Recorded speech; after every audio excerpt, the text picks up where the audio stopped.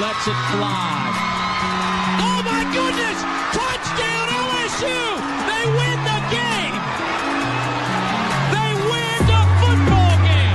An explanation is demanded. Oh man, here we go! Wide open. Nobody Red swing. He's got a blocker in front. Brady is back. No good. Touchdown LSU. With 2 seconds remaining. Tigers trailing Auburn 21-19. Here's the snap. Placement is down. Kick is up. Line drive kick, and it's good! Tigers win! Tigers win! 22-21 on the road at Jordan-Hare. This guy hasn't missed yet. This will be a 33-yard attempt for Domingue. And it's a fake. The throw to Domingue. He bobbles it. And now he hits to the end zone. Touchdown. 3rd and 7. And Flynn is back to throw for the end zone. Oh! Touchdown! What a call! Welcome to the Bayou Bengal Backers podcast, the Triple B. I'm Cody, joined by Brandon as always. We're here to talk about the Vanderbilt Commodores tonight.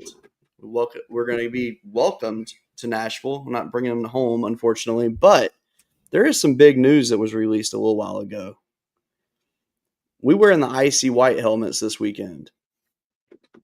Sounds good to me. Oh, I guess we're doing the all-white unis now. Yeah, I really wish we'd bring the gold uniform for this one, though. I want it bad.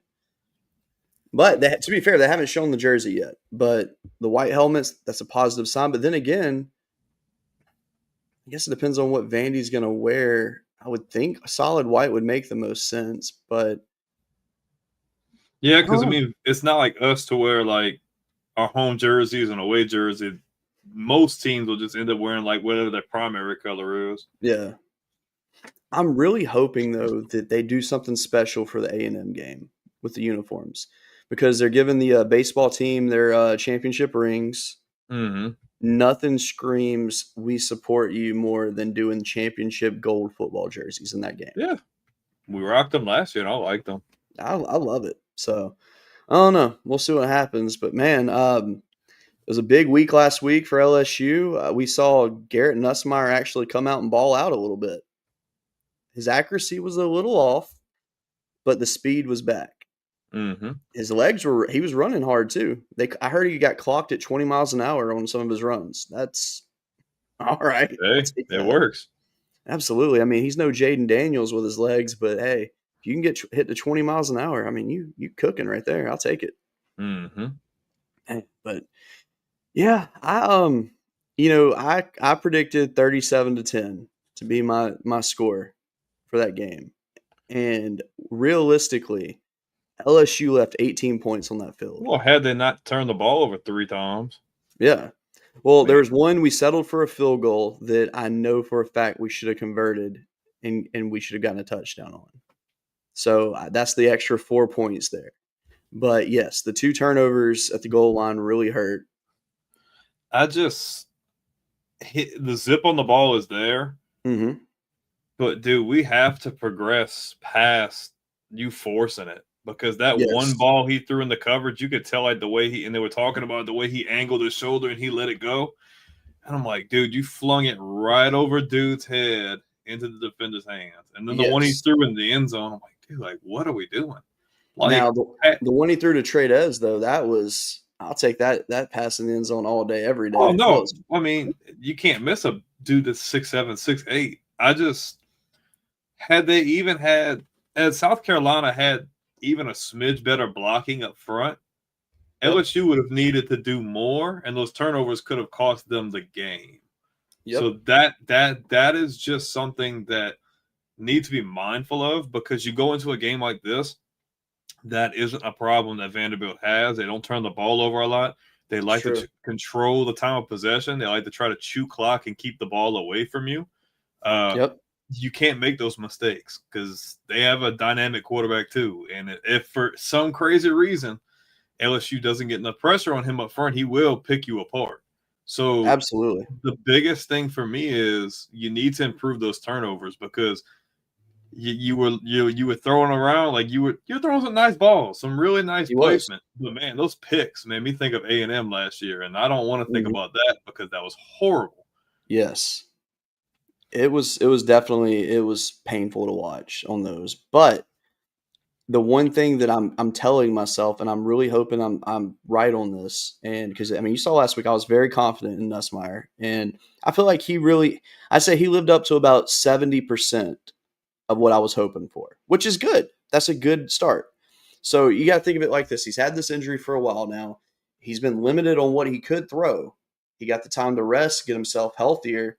Then we see him back there flinging it. The problem is with him not throwing that deep ball as much, he's kind of lost his touch. So he needed a little bit of a, honestly, that was just like a scrimmage for him in terms of getting him built back to where he needs to be. I'm hoping now with him getting that out of the way and going forward, I'm hoping that everything just starts to get to where it was. Yeah, you need to get back to fine tuning it, because this next stretch of games, you can't afford turnovers like that. Yes. And like those will make or break you. Yes. And there is one huge aspect too that people they're just not acknowledging online when they're talking smack about the offense still, which honestly, looking at the numbers, there's really not much smack to talk about them. I really feel like overall, outside of the turnovers, much improved. But there was no Aaron Anderson last week. No, and he's looking to be active this week.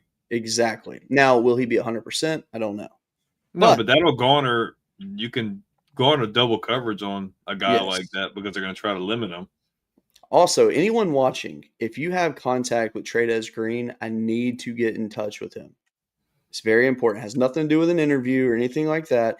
I legit have something for him. So after his touchdown catch, I went and made him a logo that he needs to use on some merch, okay? He doesn't have to use – oh, that doesn't look very good right here. But as you can see, the silhouette of him making that catch, it's like an Air Jordan logo. So I think that would look awesome on some merch for him. So if you have a contact with him, please get him in touch with me, because I will send him this file, not charge him a penny for it. Like just straight up, just I want him to have it so he can do it whatever he wants with it. So, do you hear that? I heard something. What was that? That was weird. I don't know if that was inside my house or what, but that was. Oops. Okay, that was creepy. But yeah, yes. So if you got contact with Trades, please get me in touch with him, because I would love to send that to him. Randy says, "Go Tigers!" Amen to that. Hey, and thank you so much for watching. We really appreciate it. I just want to see them finish drives. Yes, because you could visibly see Kelly's frustration with those turnovers. Like, and I'm really hoping they need to open up that playbook, because that vanilla play calling is not going to win you games from here on out. You have to mix it up. Yeah, and I mean our next three too. I mean, you have no choice. I don't know if you've seen it. I posted about it. Caleb Jackson's not going to play the rest of the year. Saw that. So he's planning on entering a transfer portal. Guy had all the freaking potential in the world, man. Seen flashes, but he just never. No disrespect, man. He just could never recreate that. You know, I mean, and it's weird too. Like, when he came on, he made an instant impact.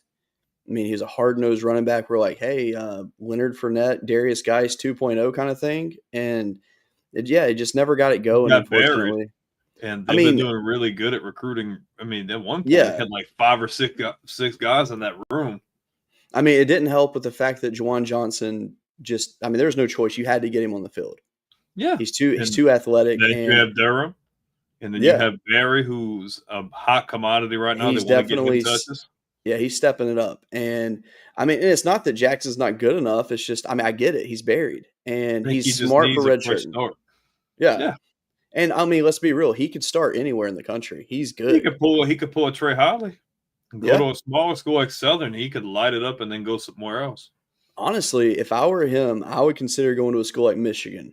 Replace Justice Haynes when he's done. He fits that offensive style so well. They're going to need run. Yeah, so they're going to need that. I think he could fit it perfectly for him. But again, his choice. I mean, obviously, I wish him nothing but the best with whatever he decides to do because I mean, he's a fantastic athlete, represented the school very well in his time here, and yeah, I mean, can't even hate on the kid. I mean, he's fantastic. But he was smart though for shutting it down when he did. Since he made his mind up, I respect it. I do. I hate it, but I respect it. Dude, but we've been doing really good at recruiting backs, especially since they got Corey Raymond back. So I mean, it's too loaded, man. The 2 guys in front of you were like pretty much almost number 1 in their class each. So yeah, you're not touching the field over those guys. And the fact that you have a gadget player in Johnson that's going to line up anywhere you want, it just is what it is. It's unfortunate, but those guys are going to give us the better chance to score points and win games. So one thing I do want to see is Johnson's hands. Like, I want to know how good his hands are because I imagine he can catch, man. I mean, he can. That's what I'm thinking. Do anything. Yeah, and quarterback in high school. Exactly, and I mean, I think like the way he plays. I mean, he was going to be a defensive back originally anyway, so I mean, surely he's got some solid hands. Yeah, I would like to see him included more in the passing game. I think that could be a huge difference maker. Screen passes, outs, just simple stuff. Doesn't have if you have that dangerous threat of him and Xavier Thomas, I mean, and you don't know who's going to get the ball, I mean, that's scary. So, and and another guy too that needs to be praised is Bauer Sharp. Man, he's really done better since that game he had the fumble, and he's done well. Yeah, he's really gotten it together. And they've got Nick Anderson more involved as well. So that's the guy they need to keep involved. But he needs to be much more involved than he is, unfortunately. But I mean, I get it. It's hard for guys to get looks. I mean, they're getting like 4 or 5 guys like that kind of all. Barry and Brown though, he was quiet last week, and I didn't like that. But I like the fact that I haven't really seen many drops from him. At all. And that was his problem originally. So that makes me happy that he's gotten it together. Which it doesn't surprise me though, because I mean he was when he was at Kentucky. I mean he's one of the most dangerous athletes in the country. I mean, he's got to fix that. What better place to fix that than where you're at right now? Exactly. Probably what his logic was. Yeah. So I think now at the back half of the season, as long as Nussmeier gets his play up to par, I think they're going to take care of each other. Because if they can get that going, the running game will be no issue getting it to get going. I think the real moneymaker with them is the tight ends. Yes. I think that's the real moneymaker. You can hit Sharp anywhere down the field, but when you get inside the 20, I'm throwing it up to Green. I mean, can we be real though? Green is not a tight end. I'm tired. But he's Kyle Pitts. He's just a bigger Kyle Pitts. That's all that is. Absolutely, man. I mean, it's just, and the reason I say he's not a tight end is because they line him up in the receiver slot too. Tight ends do not make catches the way that Trey'Dez does. I mean, unless you're Jimmy Graham. Exactly. I mean, like when I see Trey'Dez, I see like a Kyle Pitts. I see like a Calvin Johnson type guy. Yeah. Like potential wise. I'm not saying he's their level yet. He's got similar build, but he's bigger, he's taller. I mean, he's a basketball player. What do you expect? But that's why it's good to have a guy who can high point the ball like that in the end zone, because nobody's getting to that high. That's why it's called high pointing it over the defender and catching the ball. Now I'm wondering if you're Clark Lee and you're looking at this and you're like, okay, Trey'Dez he was the first 100-yard receiving tight end in since the 90s. So how are you going to scheme to him and not have someone get open that's even more dangerous. I mean, you already know they're going to target him mostly. Like, he can catch the ball anywhere. Yeah. But the most dangerous spot is inside the 20. Yes. Especially at the goal line, because you know they're going to try to aim for that corner of the end zone where nobody else can get to the ball. So I think, I don't know how you really defend that. Can you imagine, though, a deep ball at Trey Dez and he catches it in stride? I'm talking about just like straight, just reach out and just guns it down the side. Oh my gosh. I'm waiting on something like that crazy to happen. But I've never really seen his true speed yet. He hasn't had to. I'm wondering what it is with his legs being so long. I'm just wondering how fast he really is. I know he's got to be really long fast. stride. Yeah. So it's going to be fun to monitor because, I mean, the thing with Vanderbilt is they are a very good team. They are. Offensively, they have everything you need. You have a good mobile quarterback. You have a tight end who arguably is the best tight end in the country because, I mean, Stowers, I mean, he's almost unstoppable. I mean, he had his worst game ever against Alabama. I will straight up say he was not good. He had so many drops in that game, it just didn't go his way. But then you have Cedric Alexander at running back, who is also really, really good. You have Junior Sherrill at wide receiver, who just speedster, game changer. Quincy Skinner is another guy that you got to watch out for. Defensively, they're a stout defense, and I respect how they play. But the one issue they have is their passing defense is not as good as it could be. They have good defensive backs. That's if there's a game for LSU to finally get in rhythm, that would be the game. Because I mean, if they're suspect on offense, just me personally, I want to hit everybody. I don't want to just key in on one guy. You remember those Saints offenses in the 2010s, late 2000s? Like 8, 9 different guys are getting the ball. Yep. That's what I'm doing because I want to keep things as unexpected as possible. You don't know who's going to get the ball. Absolutely. We're loaded from top to bottom, so I'm going to hit everybody. Doesn't matter. And you know, we also saw a big breakout performance against South Carolina, Kyle Parker. Mm-hmm. He's good. He really is. And the crazy thing is, like, preseason, when you're looking at this roster, where's he from? Exactly. I think he's a local guy, if I'm not mistaken. But like, when you looked at the roster, he was not one of the ones that you had penciled in as one of your top 4. I mean, he looks pretty good to me. I better say he's definitely there now. Now, I think he was more he was replacing Aaron Anderson, obviously. He made an impact, though. He caught every ball they threw him. I feel like at this point now, though, you can't take him off the field. I think you just try to put him maybe with another guy that's maybe not as much of an impact player, and they can split reps or something. Because Anderson, if he's healthy, you have to put him there. The chemistry's there. You can't keep him off of the field. Yeah. And, I mean, seeing that he's good and healthy this week makes me happy. Speaking of that, here's the injury report right here. Whit Weeks is questionable. I know he had a little bit of an injury. That being said, seeing Aaron Anderson and Paul Mubenga possibly – or actually, let me rephrase that. More than likely playing this weekend, that's a big positive. Jamari Butler, I know he had an injury that it might hold him out, but I think he's going to end up playing. I mean, I understand the questionable side of it. I'm pretty sure, though, you would have to lock Whit Weeks in a cell to get him not to come out there. I just don't see him sitting. Now Bernard Gooden, I'm hoping he gets healthy quickly, though. These guys that are doubtful on their defensive front, are these like impact players, or are they just? I figured you'd be a little bit more familiar than me. I don't believe so. I mean, I'll look at it real quick. I can tell you the probable Langston Patterson. He is their heart and soul on that defense. He's fantastic. He really is. Let me pull their stuff up real quick, and I'll give you just a quick idea. I was just curious.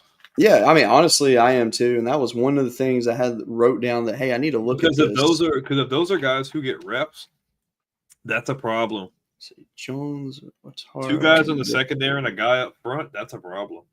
Absolutely. All right, so Yelenon Owatara, he's played, but not really many stats. He has 2 tackles on the year.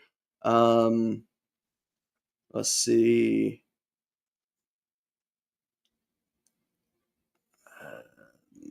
Lipford has no stats, and let's see, Some backup. Marlon Jones.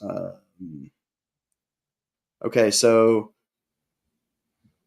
Marlon Jones, on the other hand, he has actually played a little bit, but not a ton. I mean, he's got six. He's got 6 tackles on the year. Let's see. Yeah, he's a transfer from Eastern Washington. So I mean, other doubtful guys, nothing big there. Other guys that are out. I'm assuming that's their backup quarterback. I don't know. Gillespie's not their starter, huh? No, he's Okay, not. I didn't think so. All right, so Drew Dickey, he's only had 2 pass attempts on the year. Let's see, Gillespie, 1 rush for 2 yards, so nothing there really. Let's see, Hinton. I know I've heard his name before. Yeah, he's got 3 tackles on the year. And then Curtis, he's got 5 tackles. So, I mean, some of these are reserve guys pretty much. Let's see, Jefferson and Zunk.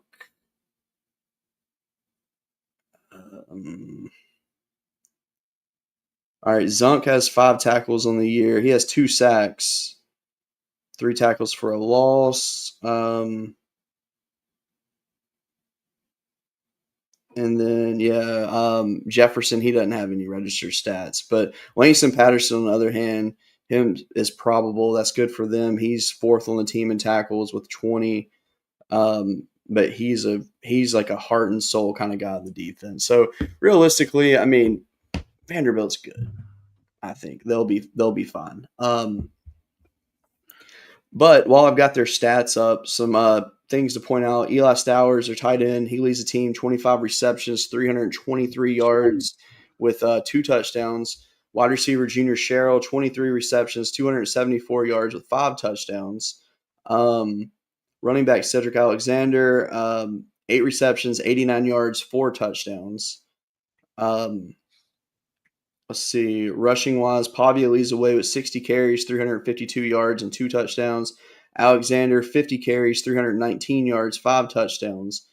So, I mean, they're good. And Pavia, on the other hand, passing wise, I mean, he's solid. I mean, 71.4% completion percentage with 1,409 yards passing, 14 touchdowns, 4 interceptions, only been sacked 4 times this year. That's not bad. Efficient. Yeah. Not making a lot of mistakes. Yeah, but then when you go to Nussmeier, 66.2% completion percentage, he's got 1,413 yards, so he's still got more passing yards than Pavia.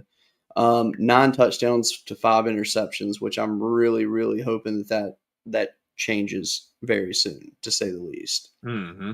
Caden Durham leads the way for us. Our running back position with 67 carries, 283 yards at 2 touchdowns, which really you can put an asterisk next to that considering he has been hurt. Juwan Johnson, 2nd on the team in rushing, 27 carries, 136 yards, 2 touchdowns. Harlan Berry, 26 He carries. would have 3. Yeah, should have. Harlan Berry, 26 carries, 111 yards, and a touchdown. I don't even feel like he touched the ball that much. I'm shocked, actually. Carries. I don't even feel like where did he get all his carries at? Because that is actually... That's got to be maybe that freaking Southeastern game or something. Because he had 7 carries in that game. His most productive game was against Louisiana Tech, where he had 6 carries for 56 yards. Damn. He had the Russian touchdown against Ole Miss. Against South Carolina, he had 4 carries for only 2 yards, which shocks me a little bit. But, receiving wise, I mean, Aaron Anderson, he still leads the way, 23 receptions, 305 yards, but no touchdowns. That needs to change. Oh, yeah. That's your impact player. Well, I mean, they're all impact players, but I mean, he's like your guy. Yeah, I mean, the fact that he's got 305 yards through 5 games played, that's actually fantastic. Because, let's see. At Clemson, he had 99 receiving yards. He had 73 against Louisiana Tech, 75 against Florida, 46 against Southeastern, which, he didn't play the whole game. And then the Ole Miss game where he got lit up in that game, unfortunately, two for 12 yards. Mm-hmm. So I think things will get definitely better for him. But Barryon Brown is he's actually whoa! I did not realize that Barryon Brown was first on the team in receptions with 27. Does this how many drops he has? No, I didn't have that. Okay. I am curious about that number though. I can't imagine it's many. I don't feel like I've seen many go his way that he dropped. Yeah, I agree with that. I think at the most maybe 2 or 3.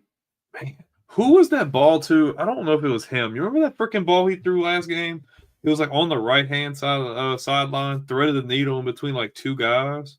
I don't know if that was him or not, but that was a hell of a ball. I don't remember if it was him or Parker or whoever, but you know what I'm talking about? I do know exactly what you're talking They about. were driving and he freaking threw it like 20-plus yards, hit it between 2 different guys. Like they were like on top of each other. Yeah, who was that? Give me 1 second. I can probably tell you who it was. Come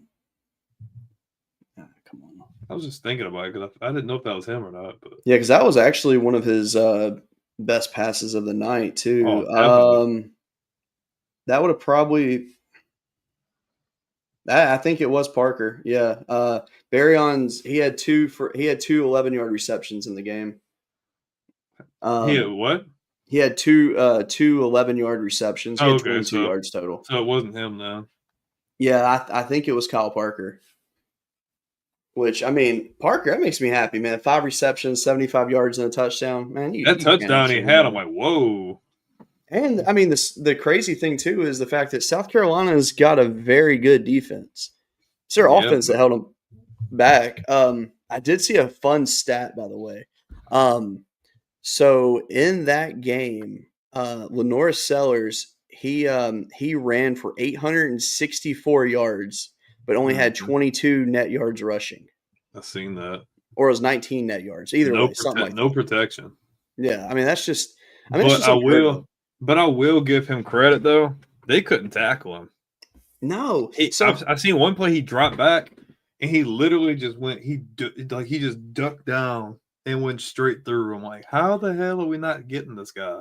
Yeah, because, I mean, when I was watching, I was texting a buddy of mine, and I was like, did Lenore's go to like a Diddy party or something, man? They're sliding off to him like crazy. Dude. I mean, it was insane. If he could just clean up, man, he just was very erratic throwing the ball around, man. But when he's on, he's on. But, man, he just has no chance. Like, it was Pyburn that kept getting burned on those two. I mean, he would get his hands on him every time. Yeah, I think they said he was like, man, I can't freaking tackle this damn dude. He freaking get back there, and he's like, nope. I mean, it was amazing. I mean, for as bad as their offensive line is, I gotta give that man some props. He's a really talented athlete. If he could just clean up his passing, yes, he's lethal. That's it. Which, I mean, last week though, I mean, I give him a benefit of the doubt on his passing there because, I mean, that defense was shut down. They flustered him. Yeah, he's just really erratic. I was happy to see the defense hold him to 10 points. That made me happy. I will tell you, though, like, you have to finish drives in this game. If you struggle to get points and not always – don't go for it on 4th down if it doesn't make sense. Yeah. And don't set up a 3 if it don't make sense. You got to finish drives, get points, because they're going to control the time of possession. They're going to control how much you get the ball. Yep. I think LSU's defense isn't going to get like disrespected. I don't see them giving up like 30 points. I don't see that at all. But the offense has to pick up slack. Because, like you said, realistically, last week, they should have had 35 plus. Absolutely. Just couldn't finish drives. Yeah, and the thing with Vanderbilt, and obviously their statistics are a little bit skewed because of who they've played so far this year. I mean, you start out with Charleston Southern, then you go to Virginia Tech, who's not great. Then you get South Carolina, who was really, really down in that game. You get Georgia State, Utah State, and then Bama. I mean, you really only have you have the South Carolina game for a comparison factor for the two teams. But then the Alabama game was really the first real idea you get of Vanderbilt. And, Vanderbilt played good in that game. I mean, the score doesn't indicate how good they played. I mean, it's 30-14, but it was a lot closer than that. And realistically, though, Alabama, they kind of beat themselves early in this game, though. I mean, throw an interception on the first possession, and that, unfortunately for Alabama, that was just a very poorly thrown pass. It should not have that pass should not have been thrown. And then they had the missed field goal after that. But then, Vanderbilt had a fumble in the first quarter that Bama turned into a touchdown on a 92-yard drive. I mean, Vanderbilt had every opportunity to pull away in that. And that's another problem LSU has. Out of the turnovers we create, we don't really get a whole lot of points off of turnovers, and that's a stat that I feel like people gloss over and don't pay attention to. Yep. Like, that's a difference maker in you winning or losing a game. Is like when your defense is able to create turnovers and get you the ball, it's a great opportunity to take the momentum back, whether it's sealing the deal, whatever. Like, you have to score on those chances, man. That's been a real problem. Like, they scored, I think, once or twice last week off of that. But, man, that's something that, like, when you go against these harder teams, like when you have to go play A&M, for instance, dude, if you can get them to turn the ball over, you better turn that into points, whether it's 3 or 7. Like, you have to take advantage. Otherwise, they're going to make you freaking regret it. Absolutely. I mean, so, for example, against Clemson, let's see, Klubnik threw an interception. LSU goes and misses the field goal after that. They had a turnover on downs in the fourth quarter. LSU punted. Another turnover on downs with that end of the game. Now you got me curious to what we actually have done on this, because it's something important. I've noticed. Let's see. So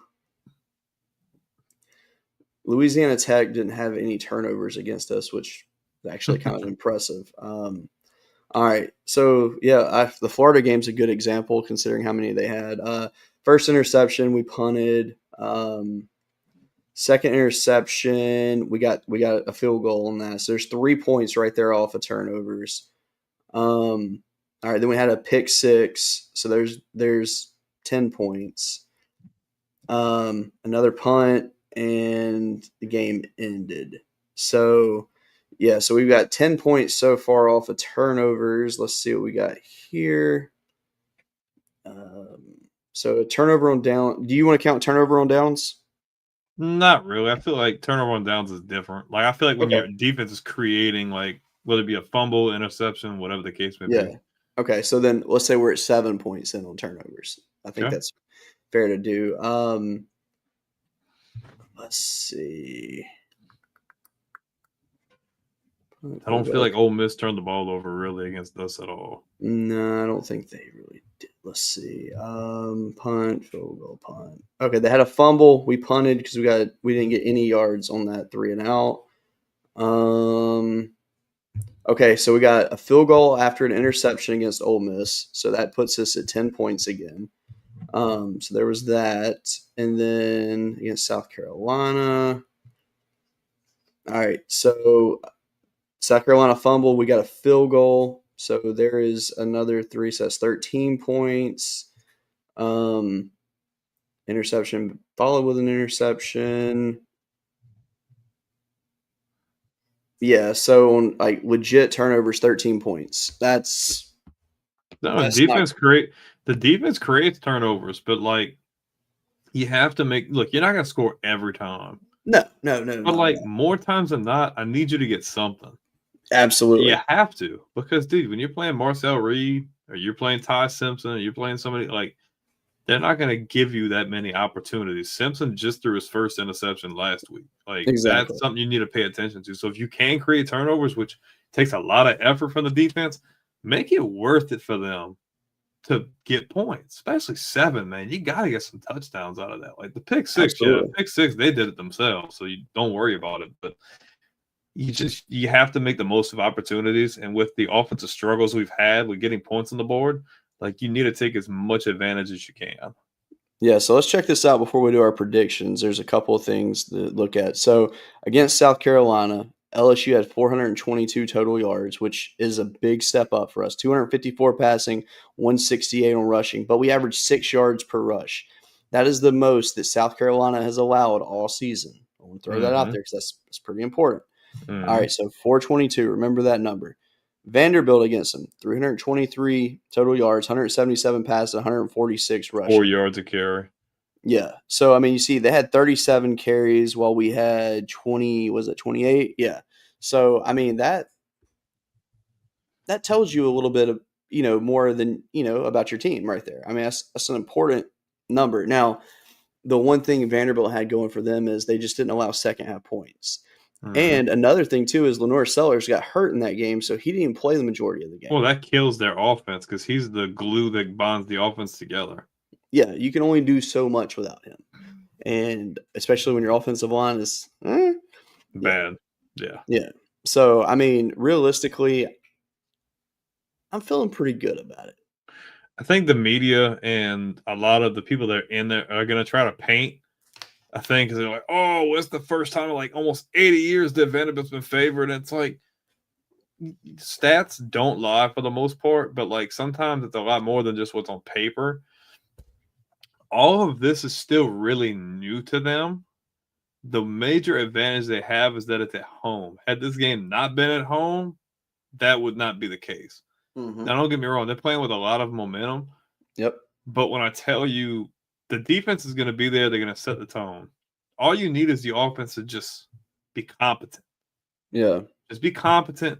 Don't give them the ball when you're struggling to score points. Because if you're struggling to score points and you're giving them the ball, you're giving them permission to take it and chew as much clock as they want and score points on you and putting you in a position that's like, man, my back's against the wall. Quarterback's got to try to make a play. Boom, another turnover. Like, we don't want to be in that spot. Yeah. If you get the ball, go down the field. Even if you kick 3, cool. We proved that we can move the ball on them. Let's take what we can do good and build on that and try to score as many times as we can because we know the defense is going to give us a lot of opportunities. Yep. They're not going to get a shutout. I would love that. But I think that they can give Pavi a fit. I like him. He's got a really good skill set, but I don't think he's seen a defense like this yet either. So, I mean, I think that's a big we need difference Harold maker. Perkins. Perkins is going to have to be on his A++ game. Give him credit, though. He has, like, you might not hear his name, but I've seen him around the ball. He's everywhere. Consistent. Like, Everywhere. last game, he was all over it. Like, I will say this. If I'm an NFL scout, Harold Perkins is a guy I've got circled on my board right now. Oh, yeah, because he's finally showing back what we've seen freshman year. Yeah. The difference is just the defense is so much more loaded now than when it was then. His name doesn't get called as much because there's just so many freaking guys there, you know? Yeah, I mean, he literally single-handedly won a football game for LSU. He was sick, so, I mean, come on. I just think the biggest thing for me is defense is going to come to play. I think that if they can rattle him, I don't know if they will because he seems like tough mentally. Yeah. But if they can collapse that pocket early and make him run around like what's it called was, I think the secondary and the linebackers will take care of the rest. Yep. Offense, just if you can run the ball, even like what you did last week, they'll win. If LSU can even run the ball, they did anything close to last week, they'll win the game. Yeah, absolutely. Opinion. So, I mean, give me your score prediction for this game. Let me go. I think they score more points. I'm not going to go and swing for the fences here. I'm going to go 28-17. I like it. So I was that's about a number I was thinking of. I mean, I wanted to say 42-5. Damn, I mean, we'll give him a safety. Give him a safety. I'll be nice, right? That would be fucking awesome. But shit, this ain't your grandpa's Vanderbilt either. So nah. So realistically, I think Nussmeier is going to improve every week, and with Aaron Anderson back, I think Aaron's going to get his first touchdown of the year. I think Tradez is actually going to have lower production than he had last week, but not intentionally. I think he's going to get targeted, but I just think that you're not going to be able to target him like you did last week because South Carolina just could not prepare for that. They didn't know he was going to be the guy. Yeah, exactly. And I think the passing game is finally going to really open up the running lanes. And I think LSU is going to try to eat clock. They're going to try to play Vanderbilt's game and try to control the time of possession. Exactly. And while I think LSU could score a lot in this game, I'm with you on that. I think they're going to hit the 30 mark, though. I think it's going to be like, I'm going to go 31-10. I'm going to keep that 10-point right there. I'm rolling with that. Seems to be a common trend for this defense, and the number 10 is special this year. So I'm going 31-10 LSU. I think it's going to be the game that puts LSU back in the conversation. And unfortunately, I think this is the one that puts Vanderbilt in a tough spot. because, I mean, let's be real. They lose this game, they're out of the conversation for pretty much anything at this point. Yeah, because what is the rest of their schedule? Because you take 2 losses now, you still have the other half of your schedule. Let's just see what their schedule. Let's see. Because, I mean, I know they still have Missouri. So we That's not gonna be got easy. okay. So yeah, the rest of the schedule is not very favorable. Now, if you No. won this game, I'd say this is a really good momentum booster for you and a confidence booster. So you get home against LSU. Next week you got home against Missouri. I think Missouri is a better team than Missouri's Vanderbilt. awesome, man. They really are. They gotta go to Texas. Yeah, that ain't. They got home against Auburn, and Auburn played Georgia good. Yep. They've got home against Kentucky. That's a win. Yep. But then you got to go to Tennessee to end the year. So that's a very unfavorable second half. So Realistically, one guaranteed win the rest of the year. this is a make or break game for both teams because if LSU drops this game, you're you're almost damn near guaranteed to be out of the SEC championship and be out of the playoffs. So they're playing with a lot of urgency. And for Vanderbilt, if they lose this game, this could be the catalyst that could lead to them dropping some more games. Because if they win a game like this, I think they could steal a few of those games just based off of the confidence they're going to build from this. I mean, but I just don't think they match up as good with LSU as what the media wants to paint, in my opinion. Because it's all hanging on to the thing if LSU's offense struggles like they've struggled. Exactly. But in the event that LSU even wakes up 25% more, they win the game. Easy. Yep. Absolutely. I mean, when you look at it too, if Vanderbilt loses this game, I'm not surprised if they have a 4-game losing streak going against when they go against Auburn. Well, what's their record right now? They got one. They're 5-1, just like us. So realistically, Vanderbilt, if they lose this game, they probably finish the year a game over bowl eligibility, like 7-5. I'm about to say 7-5 is what we're probably looking at because and that's if they're at 6-6 is still very likely. I kind of want to give them the Auburn game. I think they can pull that one out. Definitely in Kentucky, but I don't think they're not favored in any other game. No, let's see. Right now, ESPN Analytics they're favoring them against Missouri, but I don't know what the line is yet. They haven't released the line. Missouri played Alabama really good, and had they not had those interceptions, they probably win that game. So keep that in mind. So if that last interception wasn't overthrown, they're going to overtime at the least. So it's a good team. So yeah, absolutely. This is make or break. This is where you need to kind of show your ass a little bit in this one. Offensively, you have to step up. I'm not asking for 40-plus points. I don't think Vanderbilt drops a bunch of points on you, but you have to show the ability to run the ball again, and you have to show me from a play calling standpoint that you have to open it up. You have to. Yep. You have to, because if Vanderbilt gets even a single feeling that they can win this game, they're going to try to put their foot on the gas and try to freaking seal it quick. They're going to try to just like that, and Nussmeier just knew me. Been saying this for the last 2 years. You got to make better decisions. Yep. I understand now. Cool. I seen a big time jump in the zip on the ball, man. He was freaking slinging it. Realistically, I don't want to see any interceptions because this is not the game this is not the game to do that. Yep. Finish drives, be clean. They didn't play bad penalty wise last game. Keep it clean, keep it simple, score points, get the hell out of town. Yep, absolutely. It's going to be a fun one, to say the least. Well, before we go, first of all, I want to thank all of you that are in here watching live. That's awesome.